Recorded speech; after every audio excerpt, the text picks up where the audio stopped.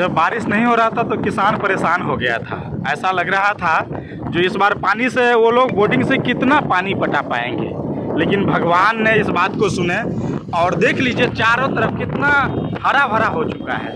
किसान फिर से एक बार अपनी उम्मीद को जगाए हैं और देख लीजिए बिया जो है वो चारों तरफ से छिड़काव कर दिए। ये देखिए चारों तरफ जो है वो घना हो चुका है। देखिए हरियाली ही हरियाली नज़र आ रहा है। देखिए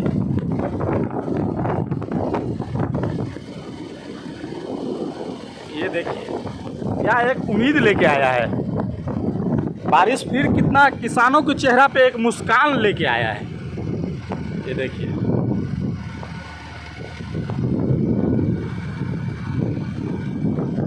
कहते हैं ना, मेहनत करने वाली की कभी हार नहीं होता है। कुछ ऐसा ही हुआ है। किसान जब हार थक गया था उस वक्त बारिश ने अपने करवटें ली और इतनी तेज़ बारिश हुई कि किसान के चेहरा पे फिर से एक उम्मीद जग गया है।